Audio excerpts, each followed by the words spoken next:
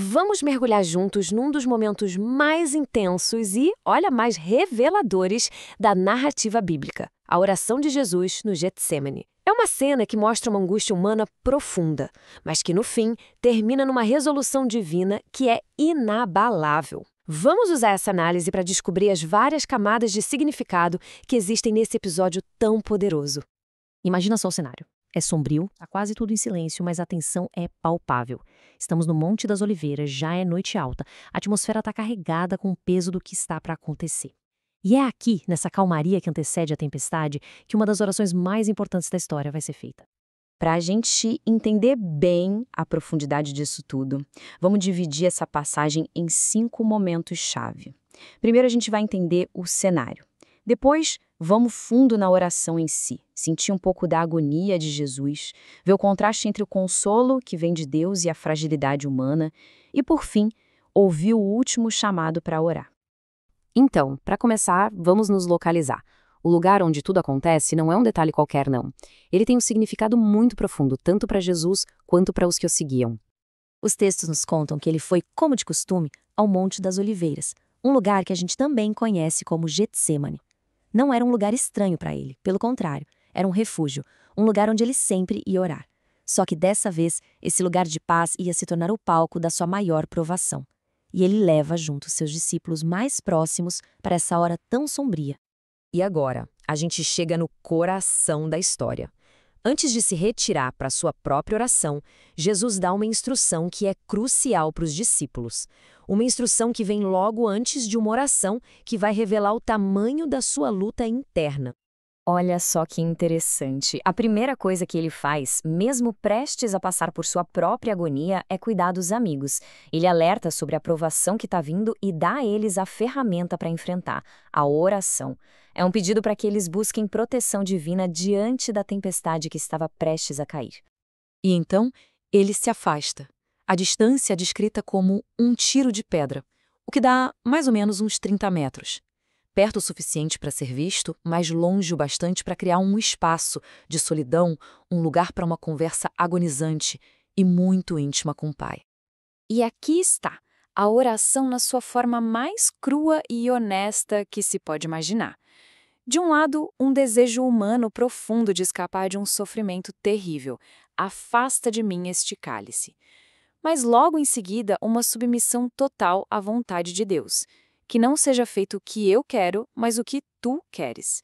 É a tensão entre o humano e o divino, dentro de uma única frase. Isso, claro, leva a gente a uma pergunta fundamental. É óbvio que Jesus não está falando de um copo de verdade. Então, o que exatamente é esse cálice? O que ele simboliza que causa tanta angústia assim? O comentário da fonte nos ajuda a entender. O cálice é uma metáfora poderosa, que já aparece em outras partes das Escrituras para simbolizar a justiça divina contra o pecado. Ou seja, a agonia de Jesus não era só por causa da morte física, mas por ter que absorver o peso esmagador do julgamento divino, o resultado de toda transgressão humana. Essa luta interior gigantesca não ficou só no espírito, não. A angústia era tão, mas tão avassaladora que começou a se manifestar fisicamente, de um jeito que até hoje choca e intriga a gente. É muito importante a gente sacar essa dupla natureza da agonia dele. Sim, a proximidade da morte física era aterrorizante, mas, de forma ainda mais profunda, era a consequência de ter que suportar a justiça de Deus. Um sofrimento espiritual de uma magnitude que a gente mal consegue compreender. O texto descreve a reação física dele com essa imagem que é, nossa, inesquecível e bem perturbadora. E o seu suor tornou-se em grandes gotas de sangue que corriam até o chão. É uma imagem visceral, que comunica a pressão extrema que ele estava sentindo. A interpretação da fonte nos dá uma perspectiva bem fascinante sobre isso. Ela sugere que talvez não fosse sangue de verdade, mas um fenômeno conhecido como hematidrose. A emoção e o estresse eram tão intensos que o suor dele ficou abundante e pesado, como se fossem gotas de sangue. É o corpo reagindo a um nível de angústia que é quase insuportável. Nesse momento de agonia extrema, a gente vê duas respostas radicalmente diferentes.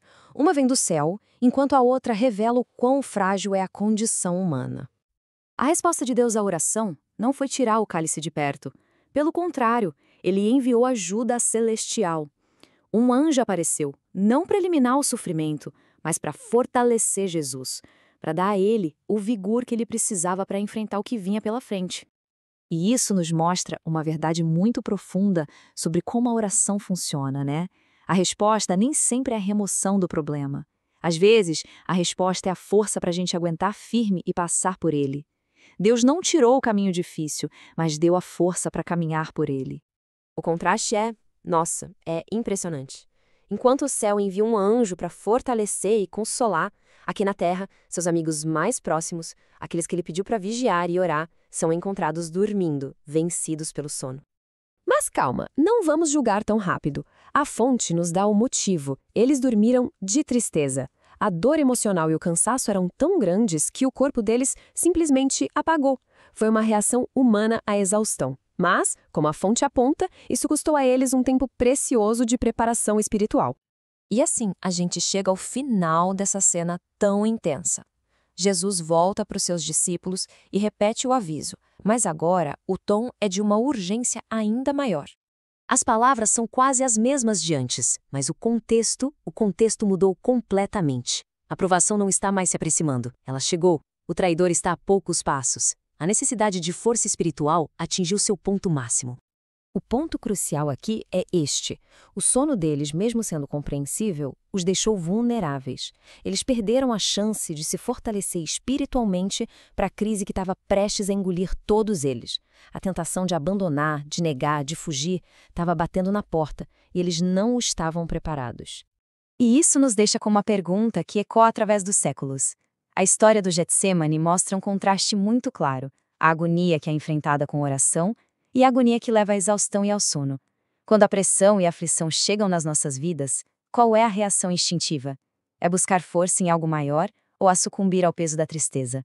É uma questão que cada um tem que responder, muito tempo depois daquele jardim antigo.